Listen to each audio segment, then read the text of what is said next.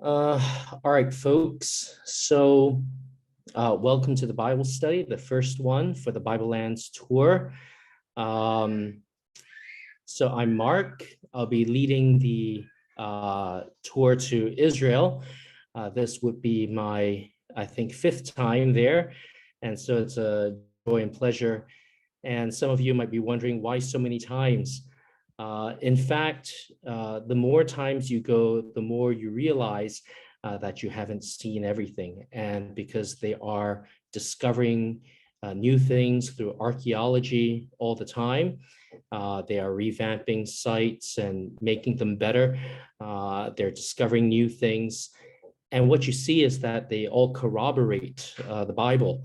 And so that's really helpful. So each time you go, you see new things. And so it's a joy and pleasure to be leading some of you. I know there are some who are on this Bible study who are not going for the trip, and you're most welcome to join.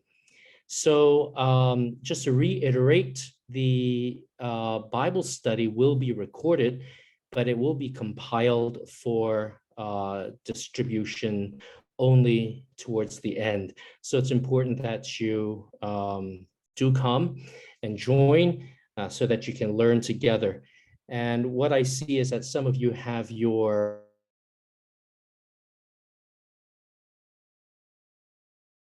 videos off. It kind of lowers the bandwidth, but since we're going on the trip together, it will be helpful eventually that we get to see one another's faces.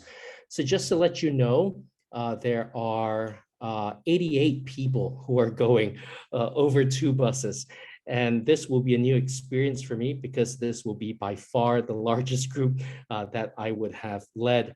And so when we know one another, when we have interacted, this helps us to hopefully get along a bit better together. As we embark on such a trip to study the Bible together, there will be friction. There will be good times of enjoying and studying together.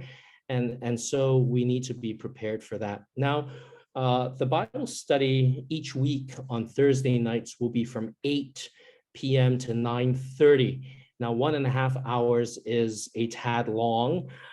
There are times when the material that I have will span the hour and a half, but I hope that when we do the Bible study, that it will not take that long, all right?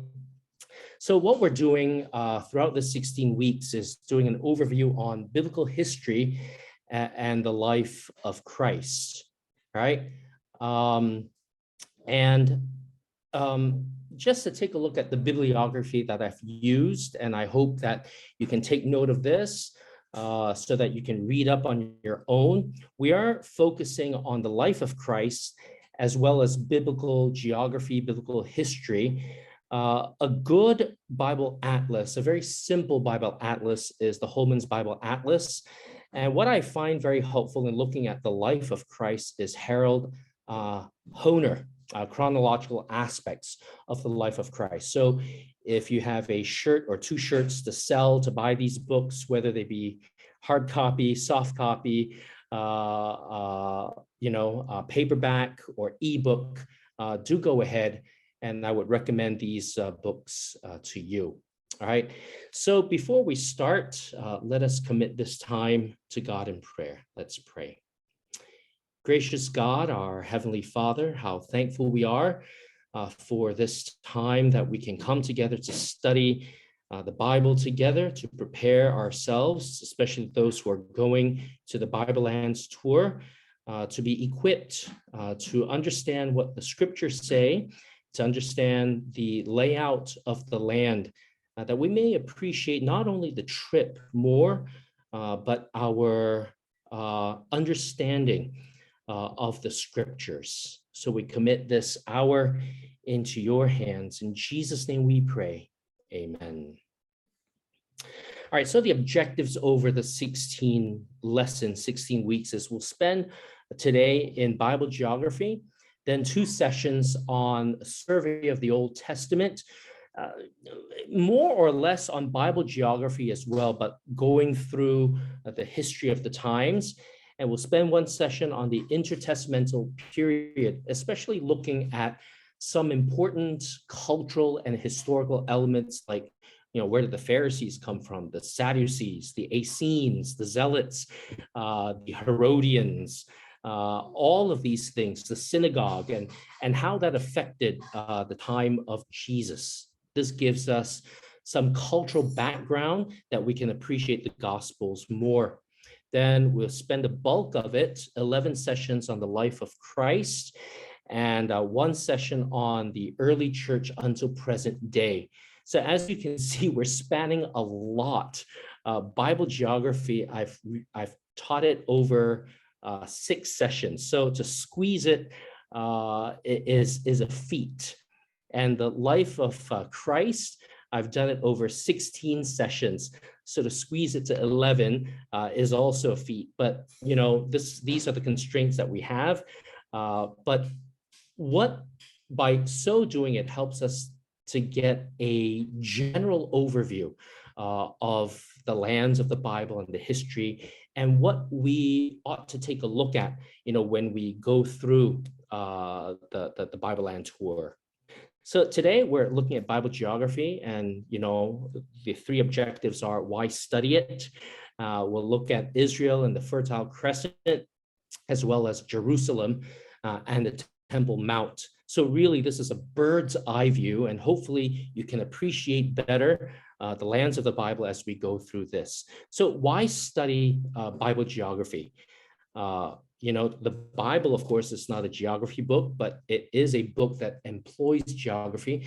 And because the Holy Spirit has so inspired the authors to include such details, therefore, in order to understand the Bible more, we need to understand the geography. And similarly, the stories of the Bible are shaped by geography, especially if you look at the narratives.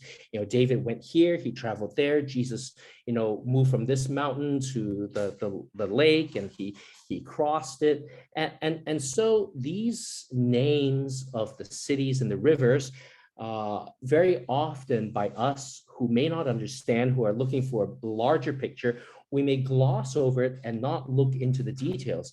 But when we read and understand some of these places, it helps us to understand the accounts better. According to St. Jerome, he said geography is the 5th gospel. 5 gospels record the life of Jesus. 4 you will find in books, and the 1 you will find in the land they call holy. Read the 5th gospel, and the world of the 4 will open to you. Now, not to belabor the point, but of course, we don't call it the Holy Land, right? We don't believe that there's a land that is holy. It was called the Promised Land. It's called the land of Canaan. It's called Israel, Judea, Judah. But very often people will call it the Holy Land. And so when we go there, I hope we won't be all outraged that people call it the Holy Land, even though we know it's not holy, right? There are only certain things which are holy, as Reformed folk we know, the sacraments, the ordinances, the people of God, God himself, heaven. So no land here is holy. But in that one sense, if we understand this quote unquote Holy Land, we understand the Bible, the Gospels, even more.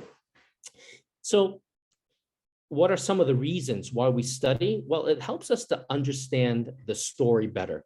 For example, in 1 Kings 9, it describes how Pharaoh, when his daughter married Solomon, he gave this city as a gift to Solomon. Right, the city of Gezer. He destroyed it and he gave it as a wedding gift. And so we may wonder, what kind of a gift is a destroyed city? And we realize that once we understand that Gezer was a city along the Via Maris, which is the trading route that led all the way from Babylon to Egypt. So once we know that, Pharaoh's gift means that if Solomon is able to rebuild the city, this destroyed city. Then he can use it to collect tolls and to generate revenue for his kingdom. Furthermore, it also helps us better understand culture. You know, geology, climate, terrain, they all affect the way the Bible people live. So why does the Bible have so much to say about Baal worship and Ashtoreth, the groves? Why were the Israelites prone to giving themselves over to the worship? Because there were frequent droughts in Israel. And so these native gods of the Canaanites whom they worshiped soon became very attractive to the Israelites, because as they saw how arid the land was, if they were not having children, they would give themselves over to the worship of these gods. And that is why it helps us also to understand in our culture, predominantly in Singapore. Now, the majority of Singaporeans here come from an ethnic Chinese background, you know, and it was the famous missionary called Samuel Zwemer, when he described the three great races in Asia. He said the Koreans, they are a race of scholars. The Japanese, they're a race of warriors. The Chinese, they're a race of merchants. And so why does, you know, Chinese New Year is coming soon, why does the Taishen and all the Ang Bao and all of these things matter so much to the Chinese? You know, why do you give gifts of money or opium to, you know, shut the mouths of the gatekeepers of hell? You know, it's because money features very greatly in the Chinese religion, you know, in the Chinese culture, and therefore fertility features very heavily in the Canaanite religions because of the land. All right. Furthermore, you know, we take a look at Jesus and his disciples. You know, the Galilean disciples, they were fishermen, predominantly, mostly fishermen, because they lived near the Sea of Galilee, and because of the Via Maris, that trade route that came from all the way from Babylon all the way to Egypt. It skirts the northwest shore of Lake Gennesaret, or the Sea of Galilee. That's why many of them were involved in such industry, because that's how they could make a living. They were not just selling to their local population. There was an industry that was international. And we also know in the South, because there was a lack of rain, it led to more pastoral farming than agriculture. That's why you have concepts like the shepherd and the sheep and the hills of Judea, all right? So it also helps us understand theology better when we understand the geography, because biblical authors use geography to highlight certain theological truths. You know, I already said earlier that the Israelites were easily seduced by the worship of Baal, because there was a high reliance on weather elements in that region. All right. And we also see how in Acts 1:8, even Jesus said that the spread of the gospel, once you receive power, he said to the disciples, you shall be witnesses unto me in Jerusalem, Judea, in Samaria, and the uttermost parts of the earth. And there is a theological reason for that, right? It shows that the gospel is not just for the Jews, not just for the religious Jews in Jerusalem, right? But for all Jews, and for the Samaritans who were half Jews, and that it was also for the non-Jews. And we see that in the book of Acts, this is exactly how the gospel spread. You know, Jesus himself showed in John 3:16, he said that the gospel, that God so loved the world, not just the Jews, but it was the world. And in John 4, he went through Samaria and he witnessed to the Samaritan woman. So we understand that world does not only mean without distinction of people. We see that world also refers to the wickedness of the world, that God so loved even a wicked world, that he went through Samaria to speak to this woman who, you know, had 5 husbands, you know, already. So we understand theology better through geography. Now, when we talk about geography and Israel, we have to take a look at it from the larger perspective. When we talk about the promised land, it's not just the promised land, but it is situated, as you can see here. By the way, can anyone see my cursor, or you can't see my cursor? Michelle, can you see my cursor kind of? Okay, my wife said thumbs up. Okay, so you see here,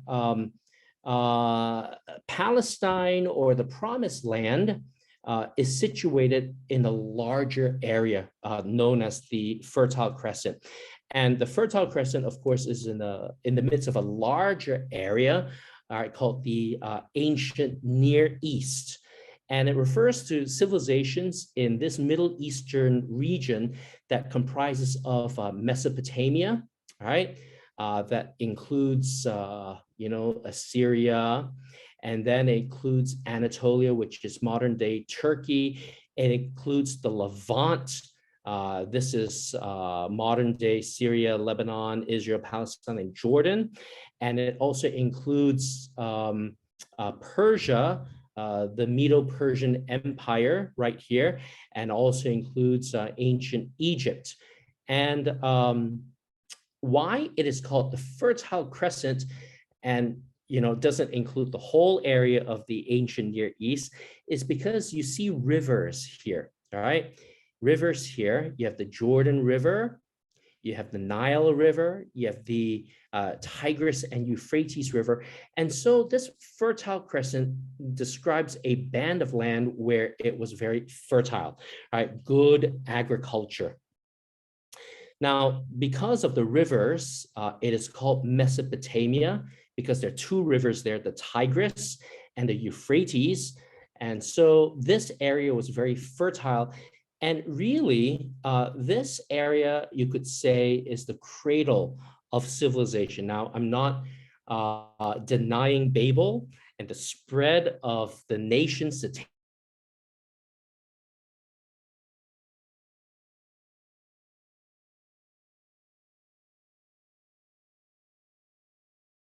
table of nations throughout the Nile spawned the Egyptian and so forth. But we do realize that in the Near East, the cradle of civilization was the Mesopotamian region, where you had the outgrowth of the Sumerian civilization, whose capital is Ur. And that is where, of course, we know Abraham came from. Now, Sumer or Sumeria in the Bible was called the land of Shinar. Now, if you want to be very Hebrew about it, it would be Shinar, which sounds very similar to the Sumerian tongue, Sumer, all right?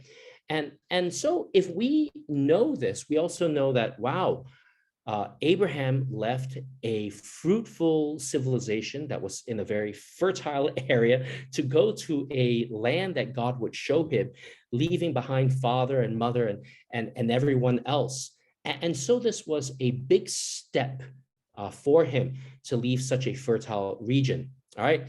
So we see several civilizations that sprang up. And here we see how Bible geography helps us to understand the Bible better. So from Sumer, you had Ur. And this helps us to understand why it was such a feat, such an act of faith and obedience for Abram to leave, to go to a land that God would show him. All right. Remember, he went to a land that was not his.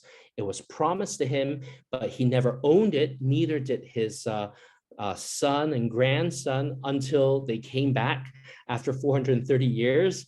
And he even had to buy a plot of land, his own land that God promised him, so that Sarah could be buried in it.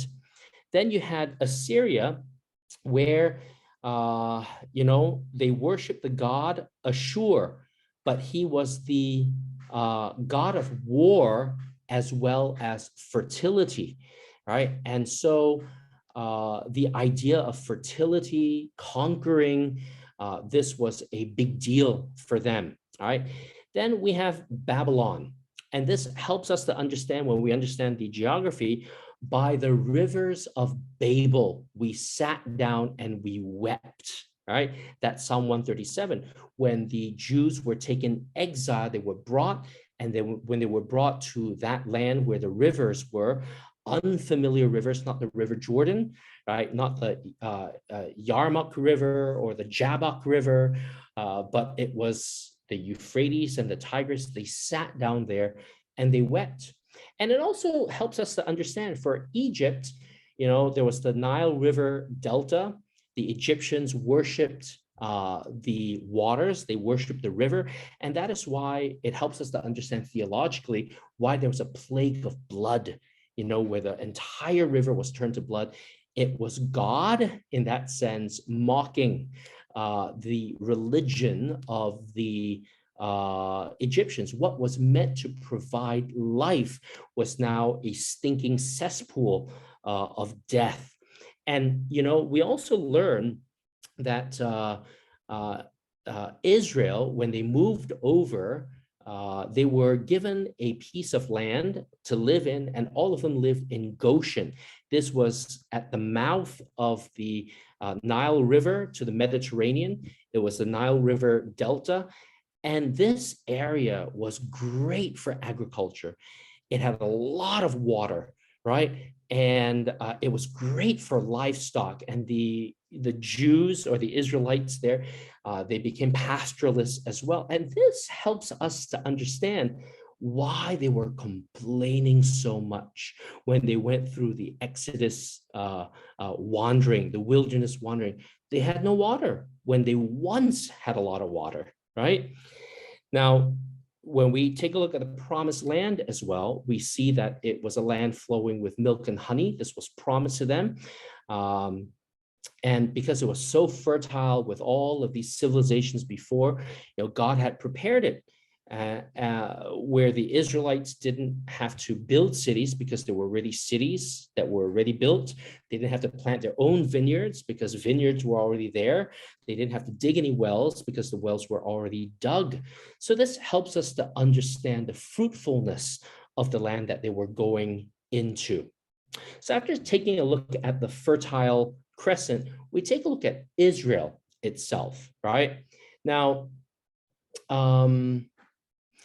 Israel, as you can see from this ancient stylized map, okay, it sits here in the middle of three continents, between Europe, Asia, and Africa, right? And so it is seen to be a land bridge between three powerful ancient civilizations. So you have Egypt in Africa, you have the Mesopotamian civilizations of Assyria, Babylon, and Persia in Asia, and then yet the emerging superpower later on in Greece. And so this really means two things when we think about the Levant, when we think about Israel itself, that the people of that region, they felt the imprint, the influence of many cultures.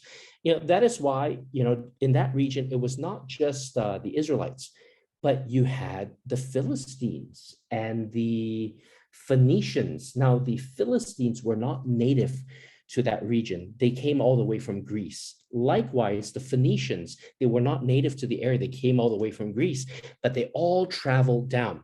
And then, during David's time, you had people like Uriah, the Hittite. Well, where did the Hittites come from? Except they came from Anatolia, modern day Turkey. So because it was in this land bridge right here, so to speak, it experienced the imprints of all of these cultures. And because of that, you have major powers who also sought to control this piece of land, because if they captured Israel, they could go easily into Asia, into Europe, into Africa. All right. So similarly, we may look at this like a liability. And if you look at Israel's history, it was always conquered, right? It's kind of like Korea. Korea, at one point in time, conquered by the Manchurians, by the Chinese, by the Japanese, right? So we may look at this like some kind of liability, But you can also look at this and say no other land had such a privilege of playing missionary, right, to the world than Israel. Because of this land bridge or this strategic location, allowed the Israelites to make regular contact with people, so much so that even in the Old Testament, you had Gentiles who professed Christ, who believed in God, in the promise of the gospel, such as Uriah. The Queen of Sheba even traveled all the way from Sheba, possibly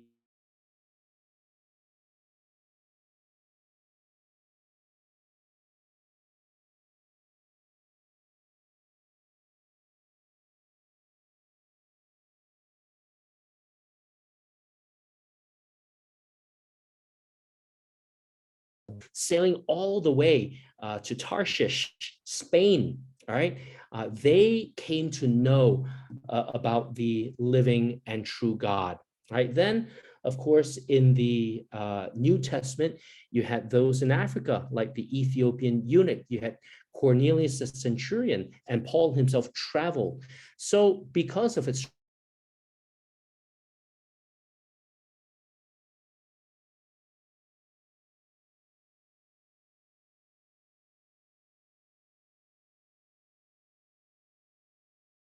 strategic location, not only you can see they had different audiences in mind, and this really shows. It's kind of like Singapore. You go into the MRT, you have all the four different languages because you have to consider the various races.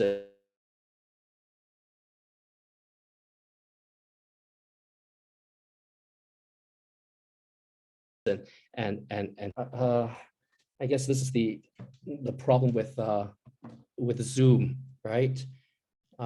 The internet connection's not always the best. All right, I'm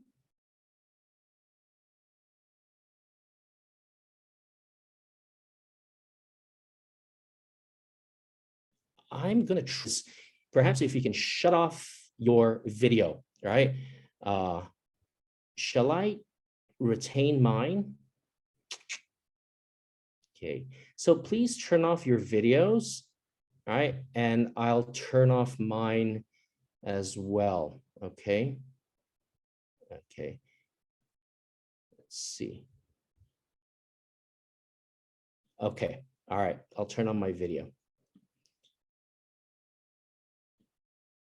Okay, can you guys hear now? All right, everyone okay? Can you hear?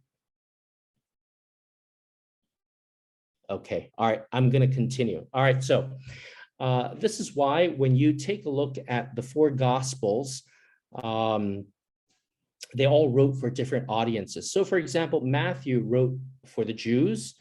It is commonly believed that he wrote in Hebrew first, and thereafter he wrote in Greek. Then you have Mark, whose audience was the Romans. Luke, his audience were the Greeks. And then John generally wrote to the entire world, right? So you can take a look at this chart, just have an eyeball around it, but I'll go on pretty quick from here. This is just to show that because of Israel's location, you had many people coming into contact with the gospel.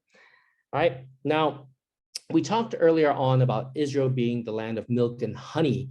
And so this helps us to understand the land a bit better. Now, God said in Exodus 3 that he would deliver his people from the hands of the Egyptians to bring them out of that land into a good land, a large land, unto a land flowing with milk and honey. Now, when you hear the word or the phrase milk and honey, it gives you the idea that it was a very fertile land. And that was true because of the Jordan River. It had agricultural richness and a lot of provision. And this really speaks of the geographical diversity. Right? The weather conditions and fertile soil of the north allowed for crops like date palms and various flowers leading to bee honey. or perhaps more accurately, date honey, honey that was drawn from dates itself. The drier conditions of the South would favor the cultivation or animal husbandry, and so milk would be obtained from sheep. So when you go to Israel, when you have this idea of milk and honey in your mind, you should generally think of sheep's milk or goat's milk and date honey, right? So you'll have plenty of opportunities to buy date honey. Honestly, it's not my favorite, but it's something to try anyway. So Israel itself is characterized by brooks of water, fountains and springs, flowing forth in valleys and hills. That's how it's described in Deuteronomy 8, verse 7. Right? It has desert, snow-capped mountains, and a Mediterranean shoreline. And this is really spectacular because it's such a small nation. It's not very big. Singapore is, slightly more than a third larger, it's a slightly it is slightly larger than a third of Israel. So combine 3 Singapores together and you will get Israel. And you have snow-capped mountains, desert, a beautiful, Asia coast, a Mediterranean coast. You've got deserts, you've got hills. I think a lot of us will be very content staying in Singapore and not traveling where we had climates like that. Now, the borders are bounded by Lebanon in the north. You have Lebanon here. You have the anti-Lebanon mountains here. Then you have the wilderness of Zin further down here. And you have Egypt in the south. You have Mediterranean Sea on the west. And you have the Syrian desert here in the east. Now, the land is often described, right, as being from Beersheba, which is in the south, to Dan in the north, right? And so this describes its north and south parameters. The land has 4 different regions. So from west to east, you have the coastal plain right here.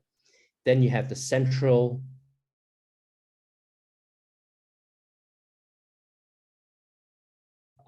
mountain range. You have the Jordan Rift, and you also have the Trans-Jordan Plateau. Now, just to explain to all of us here, we are visiting Jordan and Israel. Now, to us, we may think Jordan is not Israel, right? But we are going to Israel. To be clear, the land of Jordan here, when we go to this part, this is part of Israel in Jesus' day. All right, this was part of Israel in the days of David. All right, so when we visit these places here, we must think that we are in Israel. So when we take a look at the Promised Land, a Jew, Barry Beitzel, he says something very interesting. He says God prepared the Promised Land for his chosen people with the same degree of care that he prepared his chosen people for the Promised Land. That sounds poetic, but it just gives you an idea that this land is special, the geography of it. Now, we'll take a look at each of these sections, right? So you have the Jordan Rift Valley. And we'll take a look at this first, this middle one. All right, it's a valley from the Sea of Galilee right here to the Dead Sea. So it spans about this portion here, 105 kilometers. Now it goes further into the north and further to the south, right? And it does include the Golan Heights up here, right, as well as further down, right? Now, what do we learn from this region? There are basically sub-regions that we can learn from. You have, firstly, what you call the Hula Basin. The Hula Basin is named after Lake Hula, okay? This little, it's a dried up lake today, right? But Lake Hula here, And what we see, and this is also called the waters of Merom, right? The springs of Merom. We see this in Joshua 11:5, that before Israel managed to conquer the entire land, the northern kings, right, they met at this lake to plan an attack, right? So you can read that for yourself in Joshua 11. Now, this region right here is flanked by Mount Hermon in the northeast. It is by far the highest mountain in Israel. Now, there are many springs that the melting snow feeds into. So it feeds into the Jordan River. It feeds into southern Lebanon. It also feeds into Dan, right? The interesting thing about Dan is it was once called Laish. If you recall, that's where Lot was held after he was captured by the kings.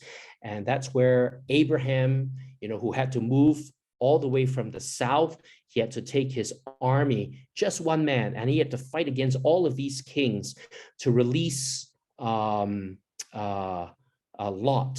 So Dan, of course, was a tribe that had the piece of land that they didn't want, that was near to Gaza. And so they went up north and they conquered Laish. And of course, the springs also feed Caesarea Philippi. So if you recall in your Bible history, this is where Jesus took his disciples and he was there and he said, "Who do men say that I am?" All right. And they say, "Oh, John the Baptizer." Some say that you're Elijah. And he asked, "But who do you say that I am?" And they said, "Oh, you are the Christ, the Son of the living God." And this is when Jesus said, "Oh, on this confession, on this rock, I will build my church. But you, Peter, you are like a pebble." So perhaps he was referring to the foundation, the bedrock, of Mount Hermon, that this is the large confession, the firm confession on which his church would be built. All right, so that's the Hula Basin. Then you have the Sea of Galilee. Now, there are many names for the Sea of Galilee, the Sea of Tiberias, Kinneret. Kinneret is a Hebrew word that means harp, because if you look at it, it kind of looks like it's the shape of a harp. And you have Gennesaret. Honestly, I can't remember the name, why it's called Gennesaret, but from what I read, I think it is a Aramaic way of saying Kinneret. I could be wrong, but anyway, there are many names for this sea. And because one of the branches of the Via Maris skirted on the northwest shore, right, the cities around the Sea of Galilee focus on fishing, right, in order to export. And so when you see some of these names, right, Capernaum, Magdala, Bethsaida, it gives you a clue to actually how rich these cities were. And it gives you a clue as well when you see Magdala. Well, who was from Magdala? Which famous person was from Magdala? It was Mary Magdalene, Mary of Magdala. And, a lot of people, this is pop theology or pop Bible trivia, they will say, "Oh, Mary Magdalene, the one who had, many demons cast out of her, she is actually the prostitute that, wept and washed Jesus' feet, et cetera, et cetera." Well, this can't be. A person who has a name like Mary of Magdala is almost guaranteed to be a rich businesswoman. And these were the women, along with her, you had Joanna and some others who followed Jesus. And these were the ones who supplied all of the needs of Jesus and the disciples, right? These were the ones who funded his ministry. So this gives you an idea when you see Magdala, the Via Maris, and the kind of significance these cities had, right? Now, then down from Galilee, you have the Jordan River or the Jordan Valley.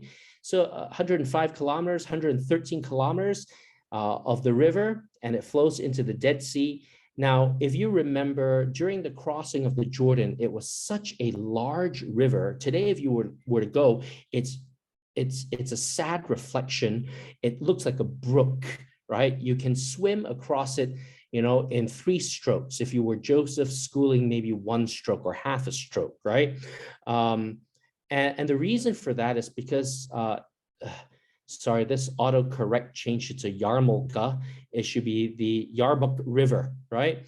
It flowed into it, and then you also have the Jabbok River, and that would mean that the Jordan River in those days was very wide, but today the volume of the river is much reduced, right? So don't be surprised when you see it. Why is it like this? It's because of irrigation reasons. So you had key cities here, like Beit Shan. All right, Beit Shan is the city where King Saul lost his life. Right, and what is significant about this area is because of the river, it cuts a deep gorge, and it has a lot of dense thickets, and it's called the swelling of the Jordan. All right, and this gives you a clue, as well. Because of the thicket, how people were able to hide, like David, when he went a hiding. Now, the southern Jordan River here is drier. It's more akin to a desert. And here's where you have cities like Jericho, and it's nourished by springs. Then we come to the Dead Sea region. And it's called the Salt Sea because the Jordan River flows into it, bringing all of the salts and chemicals, but it has no outflow. And because of this, and because of evaporation, the salts and all of these minerals become concentrated. Now, this is an arid region, and it gives you the idea why David would flee to this region. In order to hide from Saul, he went to the region of En-Gedi. So even though it was in the Dead Sea region, it had an oasis where he was able to hide out from Saul. And this is where he likely wrote Psalm 23, where he spoke about the valley of the shadow of death, where he spoke about thy rod and staff, they comfort me. There were high cliffs. And so shepherds who lead their sheep through these valleys and these ravines would tap their rods and their staff against the cliff walls in order to lead their sheep. Now, this is where the Zealots also built their fortress called Masada, so that they can hide out from the Romans. You have the Herodian fortress that was built, and also the Essenes, who were a religious group. This is where they hid out. They were in a place that was away from the rest. This is where they thought they could be holier from the influences of the world. And this is where they copied their scripture. So when we talk about the Jordan Rift Valley, we come now to the Araba Valley. So if you can see here, from the Dead Sea, you move down south, this whole area is called the Araba Valley, right? And it goes all the way down to the Red Sea. So on the east, it will have Edom. This is where Petra is, okay? And then on the west, you have the Negev Desert, the southern deserts of Israel. Now, in biblical times, this area, Araba, held important copper deposits, and it was really held in the copper deposits in the Timnah mines. This is one of the reasons why Solomon became very, very rich, because through the mining of these of the copper, he was able to export it. And we know what copper is used for, right? Copper is one of those elements that is used to make the alloy bronze, malleable, strong, sharp, and this really increased the wealth of Israel. where once the Israelites during the time of the judges, they were living in the Iron Age. It was the Philistines, if you recall, who had superior weapons. They had bronze weapons, but because of copper, it really, moved Israel into a superpower because of wealth. And how did they ship this out? They shipped this out because Solomon had a port in Ezion Geber, right? Possibly here. This is Nuiba, and this is Aqaba. So this is possibly, and this is where we will visit. We won't visit this area here, but we will be in Aqaba area. This is possibly the Red Sea crossing, all right? I know there are many theories about it, but this is possibly the Red Sea crossing. So those of you who are following us, this is where we will be visiting the Wilderness Tabernacle. It is a life-size replica of the tabernacle in the wilderness. So this area is generally the kind of terrain that the Israelites, having been raised in Goshen filled with water, had to go through. This is an arid region, right? The Araba Valley. Now we go to the Central Mountains here, right? And this is a range of mountains that goes from Galilee in the north, and it increases in elevation as it goes to Jerusalem. Now, this area is a very difficult area to traverse, so much so because of the mountains, Jerusalem itself was very well protected. That is why the Bible describes God as a refuge, a rock, a stronghold, because it used imagery of these mountains. So much so that even in Psalm 125, verse 2, as the mountains are round about Jerusalem, so the Lord is round about his people from henceforth, even forever. All right. And this also tells us, it's so well protected that, Hezekiah, when he was being attacked by the Assyrians, they had to spend a long time laying siege. And it was long enough for Hezekiah to divert the Gihon Spring and to build a tunnel, which those of us who are going there, we will get to go into that wet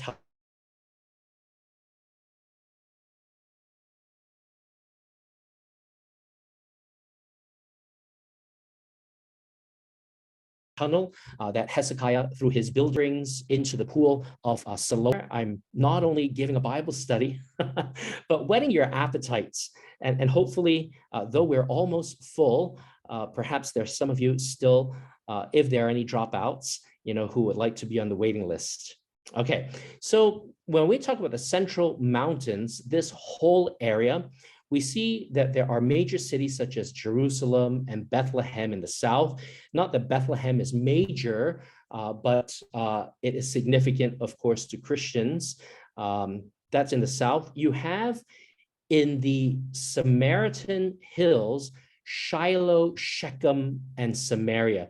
Now, this is a very special area that we won't be visiting.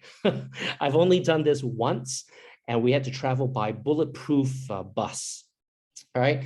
It's very special because you have terrain that you never see anywhere else in Israel. And you have a history there that, well, obviously, if you're not visiting, you won't see it, but you will see Shiloh there where the tabernacle was situated for several years. All right. You have Shechem, or today Nablus, where Jesus met with the Samaritan woman. All right, then, of course, you have in the north, Nazareth, all right, in the Galilean hills. Now, between the Judean and Samaritan hills, as well as the Galilean hills, you have a valley called the Vale of Jezreel. Now, the major city there is Megiddo, all right? And the Via Maris passed through this valley, and it brought a lot of trade and armies. Now, this was a very special region, and we will go through it. We will take a look at Mount Carmel as well. This was a region, because it was in the Via Maris, as conquerors came through, they would fight in this region. All right. And this is where Barak met Sisera. If you recall, God gave the instruction that all Israel was supposed to be on Mount Tabor. And then Sisera and the armies came, and God sent a great storm. The river Kishon, the waters flooded, and rain came down, so much so that people drowned, and Sisera got confused and he ran away. And the whole story about him getting, the tent peg into his temple by Jael. All right. And then you have Jehu and Jezebel. Jehu chased Ahab and killed his various sons and came all the way to Jezebel. And it was in this very vale of Jezreel where he called the eunuchs to throw her off, to defenestrate her from the tower. And the horses, trampled on her, and she became dog food, if you remember. And it's very fitting, right? All of this that happened because Ahab had wanted this valley for himself. He didn't own it. It was owned by this guy called Naboth, right? This valley of Jezreel, a very rich man owned it. He had a vineyard, and Ahab coveted it, if you recall. And so it was his wife Jezebel who said, just take it, you're the king. Just cook up some story and get Naboth killed. All right, so this was very fitting. What's also fitting in this valley is that Elijah had his big showdown with the Baal prophets at Mount Carmel. And this is quite amazing, right? For years, there was no water. There was drought for 3 years, I believe, right? And he called, God to send fire from heaven. And so this theologically was a great blow to the Baal prophets, because Baal was the god of fertility and thunder. He would send rain, right? And of all places, the valley of Jezreel would be the most fertile place. There would be flooding, there would be a lot of things, but there was no rain for 3 years. So this showdown was significant. What is also significant, if you look at the Bible geography, is this. Mountains here, plateau here, right? Plain here, sea here. If you recall, after the showdown with the Baal prophets, Elijah expected rain. Do you remember that? So he stood on this mountain and he looked at the Mediterranean Ocean. So with this kind of geography, with the winds, of course, I'm not a meteorologist, so I can't really explain it. But from what I read, because of the geography, when the rain comes, it really comes.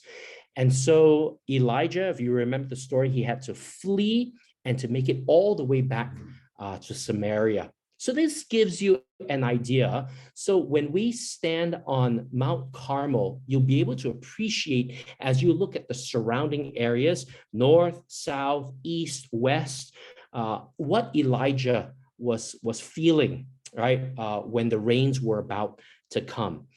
And, the city in this region is called Megiddo. And because it is on a hilly region, the city is on top of a hill, it is called, and the Aramaic word and the Hebrew word for hill is Har. So it's Har Megiddo, which is why, in the New Testament, they call this place Armageddon. So depending on your theology, and of course, this is a Reformed Bible Lands tour, right? We don't take that there is going to be end times battle in this small little place with Russia coming from here, China coming from here, Europe coming from here. We don't see that, but we see that, in the book of Revelation, it speaks of how from the time Jesus would ascend, as he described in Matthew 24, there will be wars, rumors of war, pestilences, natural disasters. And so there will be a cycle of the kinds of wars, of Armageddons, of Gogs and Magogs that would take place, from the time of his ascension to his second coming. And from all the battles that I have described here, because it's along the Via Maris, it's not surprising the kind of turmoil that the earth will have.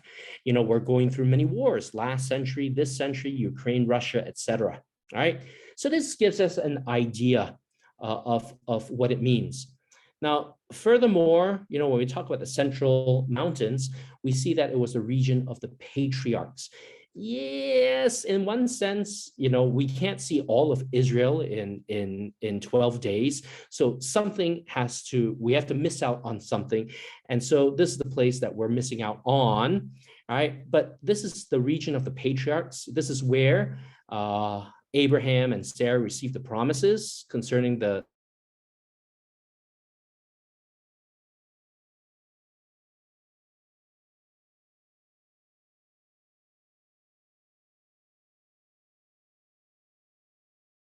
land, seed, and their legacy. And Joshua, he began his rule here in Hebron. So it's a very significant area. All right. Can everyone still hear me? All right, just let me know if there's a problem, okay? All right, so we now come to these coastal plains here. Now,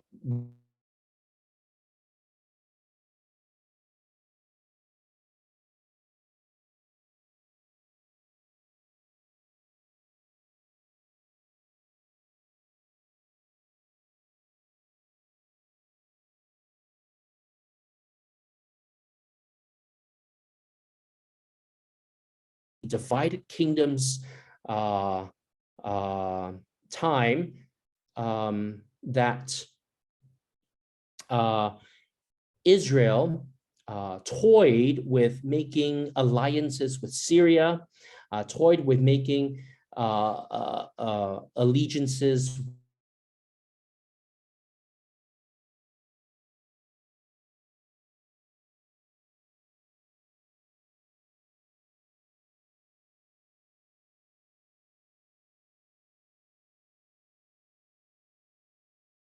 to try and conquer. So the main city, Ashdod and Gaza. All right, folks, I'm a bit sorry about the internet connection. Hopefully next week it will be better, okay? All right, so there are 4 regions. You have the plain of Akko, which is up here. And this is in ancient times, this was where the tribe of Asher was. And Sisera, he also attacked this area. And this is the area where the Phoenicians were, Lebanon, the Phoenicians who ruled over Tyre and Sidon. All right, this is where Jesus also went, towards the end of his ministry, where he performed a lot of miracles. You have the Syrophoenician woman right here. And then you have the plain of Dor, all right, which is right here. And this is where you have the tribe of Manasseh. Then you have the plain of Sharon. And this is where we get the name, the rose of Sharon, which was a crocus flower, which grew in this very fertile region. Now, this is where the tribe of Ephraim was, and partly Manasseh, Joppa, and Lydda, and Caesarea. So for those who remember your Acts, Peter traveled here to Lydda. He healed someone. He went to Joppa, was in the house of Simon the tanner. That is where he received the vision that he had to go to Caesarea. This is where he met Cornelius. So we're going to both of these cities, and we will go to the supposed house of Simon the tanner.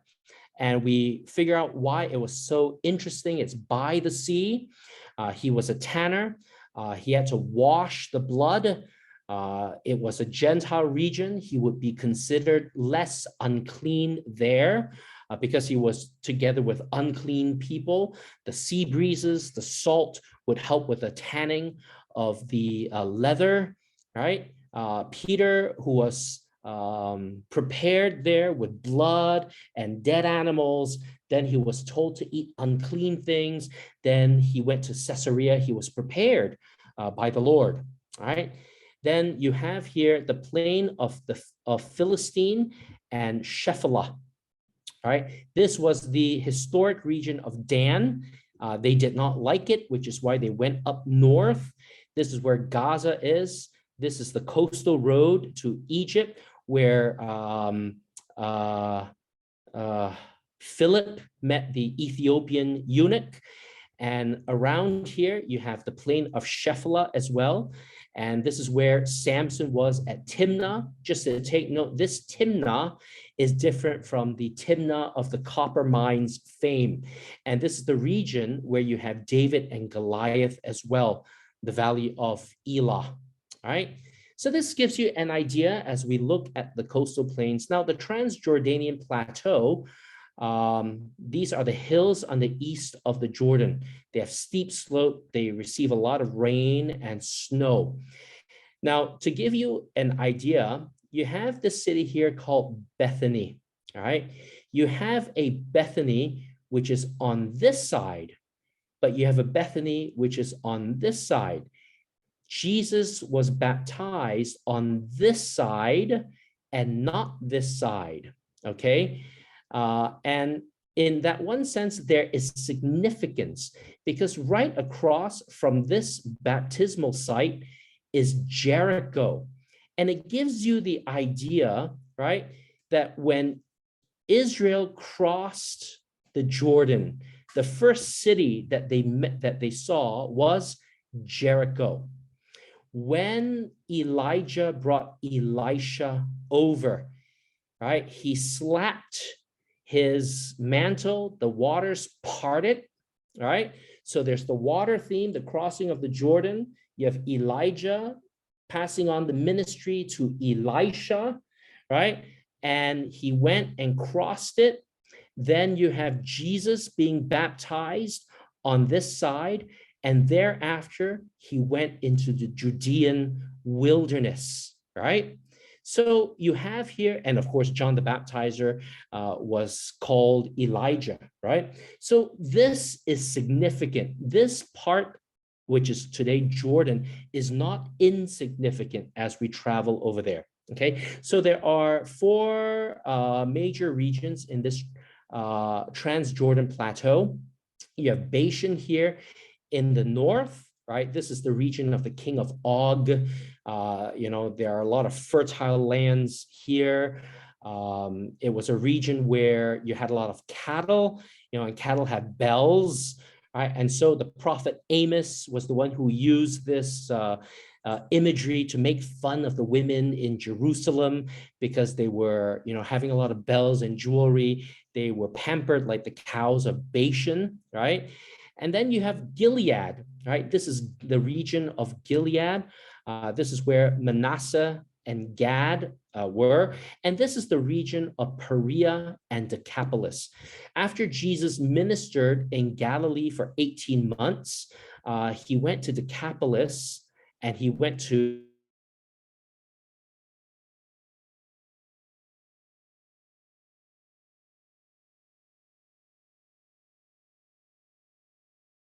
Phoenicia for 6 months of, the 10 cities of the legion, right? So this is where Jesus was, right? And then you have the region of Moab. This is where Reuben had his tribe. And then further down south, you have Edom, which is where Petra is. And what is significant also about Edom is the other name is Idumea. So this gives us the idea because Herod was an Idumean. Herod's mother was from Petra. Her father was a king in Petra. Right? So this ties the Bible history together for us. And this also tells us why Herod tried so hard to be accepted as a Jew. He rebuilt the temple grounds, he renovated it, he converted, he tried to convince people that he was the king of the Jews.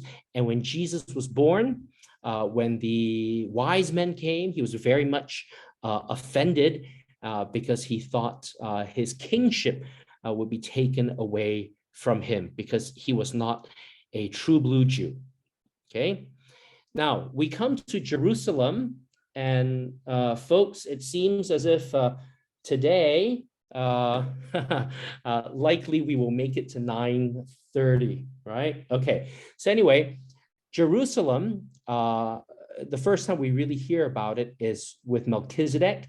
He was the king and priest of Salem, and he met Abraham. After Abraham went to free Lot, he went all the way up north to Hula Basin, right, to conquer Laish and to release Lot from there.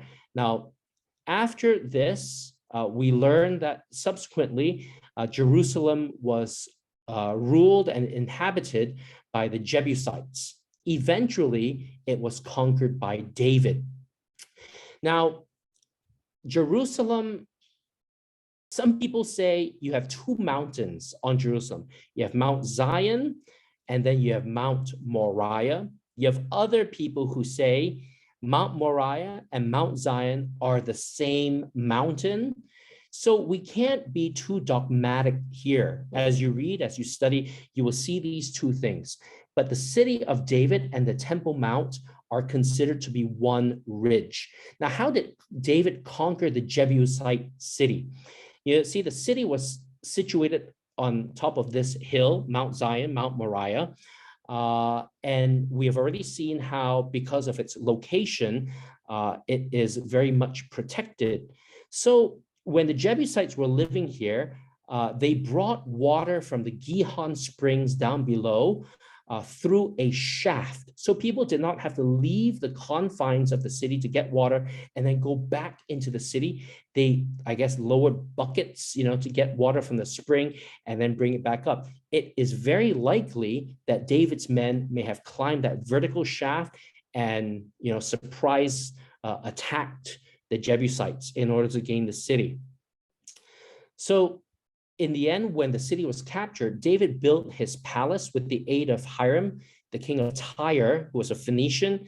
And what he did was he decided to link the political capital with the religious capital by bringing the ark from Kiryat Yearim, right, where it had been sitting for a while, to bring it onto Mount Moriah. So once again, we're not sure whether Mount Moriah, Mount Zion are the same mountains, separate mountains, and it was filled in. We're not really sure, but I don't think we need to be too dogmatic about that. Now, the thing when we look at Jerusalem is there are three valleys. And I think this is important for us to consider because as we go there, we will see these three valleys except for the Central Valley. So you have here the Hinnom Valley on the west, southwest, or south. Then you have here the Kidron Valley on the east with the Mount of Olives here. Then you have the Central Valley right here, or it's also called the Tyropean Valley. This has been filled out, right? This has been filled out so much so that Mount Moriah, Mount Zion here, and this place, right? It's all kind of leveled out, right? Now, what is significant about this is, and this is a Jewish superstition. We may look at it and marvel and say, hey, there's something there, or we may look at it and we may say there's nothing there. We may look at it and say, maybe this is what God meant. We may look at it and say, maybe this is not what God meant. Doesn't matter, but this is the superstition, right? So these three valleys, they form the Hebrew letter Shin, all right? Shin, which is where you get the sh sound. And, God told his people that uh, that he will form one tribe, that David, my servant, may have light always before me in Jerusalem. And God says, Jerusalem is the city which I have chosen me to put my name there. The Jews in their I guess I don't like to use the word superstition, but I suppose I'll say that anyway. Maybe tradition, maybe that's a more polite way of saying it. They say, you see, you have these three valleys, they form the word, the letter Shin, and God, El Shaddai, the Almighty God, resides amongst us. All right. But these are interesting formations because they tell us the history of the city and what was done. For example, you have the Kidron Valley. This is where all the sacrifices from the temple, all the blood would go in. All right, so people were worshiping God here, right? But at the same time, what were they doing? They were not worshiping God also because they were worshiping their idols, and they burned their children, human sacrifices, in the Hinnom Valley. And this really tells us that God's people can serve God on one hand and serve idols on the other hand, right? Okay, so this is Jerusalem. Okay, I've got about 19 more minutes. And I think as we look at this map of Jerusalem in Jesus' time, I think it's interesting to look at certain things in no particular order. Let me just draw your attention to several things. You have here the temple steps. This is where the Jews, as they came to the temple for their festivals, they would ascend. This is where the songs of ascent, the songs of degrees would be sung, okay? Now here you have the Gihon spring.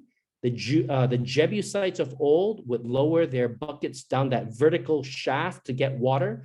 But during the time of the Assyrian attack, Hezekiah built his tunnel and diverted the spring all the way to the Siloam pool, the pool of Siloam. And if you remember, Jesus here at the temple, outside the temple, he healed that blind man. You remember that? Putting mud on his eyes and told him, go and wash. This man did not even know who Jesus was. He did not know the reputation. When the Sanhedrin questioned him, he couldn't answer who he was. He didn't know who he was. Only after he was kicked out of the temple did Jesus reveal himself to him. But before that, with such great faith, he was a blind man walking all the way down to the pool of Siloam. This gives you a clue, the kind of distance it was. Now, we go up here to the pool of Bethesda. We all know the pool of Bethesda, the paralytic man who wanted to go into it during the stirring of the water by the angel. Now, this was a pagan fable. This is not a Jewish tradition. It was a pagan thing that was mixed with Jewish tradition. And we see here why it was also so. Because next to the temple, you had the Antonia fortress, which was the housing for all the centurions and all the Roman soldiers. And so next to the temple, there was a lot of paganism, okay? Now, there are two sites. Okay, let me not deal with that yet. Let me just go here. When we come to Jesus' passion, the last few days, here he celebrated the Last Supper at the upper room. Now, just imagine, if you will, he had to cross all of this to get to the Mount of Olives, to the Garden of Gethsemane. Here, he would have crossed the Kidron Brook. And remember, it was here that he knelt down to pray his high priestly prayer. And when he got to the Garden of Gethsemane, he said his heart was sorrowful unto death. Now, why was it? This was Passover. 15th day of the lunar month, and we all know that that is when the moon shines the brightest. And at Passover, thousands of animals, thousands of lambs would be slaughtered. Their blood would flow out of the dung gate into here. Some people say that the Kidron Valley was permanently stained by the blood of sacrifices. And Jesus would have seen all of this, right? And that is why he knew what would happen to him. So from here, he went here, okay? Then he was betrayed here, and then he was brought here. He was brought to the house of Annas, the high priest, the father-in-law of Caiaphas, the high priest of the previous year. This is where he was slapped. Then he was brought to the high priest's house, Caiaphas' house, where there was a kangaroo court. This was before dawn. The false witnesses were brought in. This was not the whole Sanhedrin. Right, so here he spent the remaining hours. He was slapped. He was put into the dungeon here. And then after this, he was brought just before dawn to the praetorium, right, where they charged him and they asked Pilate that he should be executed. And Pilate said, this is a matter for the Jews. Send it to the Jewish king. And so he came here to Herod, where he was mocked, and then he was sent back to the praetorium. Sorry, I made a mistake. There's one more place that happened. So after there was the mock trial at Caiaphas' house, he was brought to the temple, and this was the real trial. But because many of the people had been here at the kangaroo trial, those people who were not here, such as Nicodemus, perhaps even Gamaliel, maybe some of the other Pharisees, we're not sure, right? They had no voice in the matter. Jesus' fate was sealed because of the kangaroo court here. So after Annas, after Caiaphas being brought here for the real fake trial, brought here to Pilate, brought here to Herod's palace, brought back here to Pilate, then Jesus was condemned to die. All right, this is where he was whipped, and then subsequently he was brought out and he was buried in one of two places, either at the traditional site of the Church of the Sepulchre or at the garden tomb. I don't think we should be too fussed where it is. What we do know is that it was outside of the city. All right. So this gives you an idea, right, of the terrain and the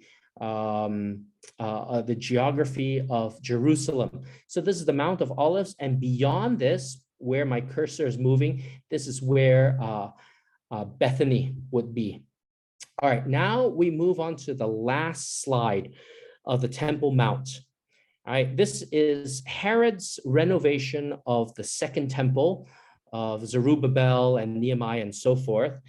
And he really renovated it. He put this Solomon's portico, a huge porch, right, that provided a lot of shade. Those of you who have been going through the Acts of the Apostles, this is how 3,120 disciples could fit, right? Coming daily to the temple to pray, the apostles' doctrine, etc. This is also where Anna, the prophetess, likely lived. She served God day and night in the temple by fastings. This is where they kept all the various musical instruments. They had quarters here. So people came here, in the temple. This is very likely where the poor blind man, right, at the beautiful gate, right, where Peter and John said,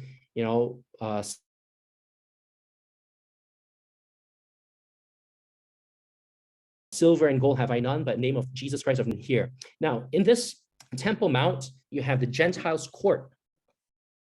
So Gentiles were allowed on the Temple Mount, but only thus far. And in between the Gentiles' court and the rest of the temple was a wall, right? This was a wall of arches, and this was called the middle wall of partition. So you know how in Ephesians, Paul mentions the middle wall of partition? It was a real wall, and there was a sign that says no Gentile is allowed into the Temple Mount on pain of death. And this is where, you know, the sons of Korah, the gatekeepers, they would function to guard the temple. Now, in the temple proper, or rather in the temple court here, all right, you have the women's court where the women were, and the men's court, they could come a bit closer. Now, all could offer sacrifice on the altar, and only the priest could enter. Now, the thing that is significant that I want to say to you here is this drawing is not to scale. When you go to Jerusalem today, this is roughly where the Dome of the Rock is situated, okay? That is the Muslim mausoleum, right? The monument, the shrine. Now, it would have been more likely that the temple was further north. So where my cursor is, this is where it would have been. Now, what is the reason for that? It is because it would have lined up with the Golden Gate, okay? And it would have lined up with the Golden Gate so that it would have had a view of the Mount of Olives, right? So the whole Mount of Olives, and I guess particularly Garden of Gethsemane. This was in line with the architecture that we see mentioned in the Talmud and also suggested in the scripture. So today there is this little pavilion called the Shrine of the Tabrets, or the Shrine of the Spirits. So this is where Bible scholars believe that the Holy of Holies is. So not here, but here.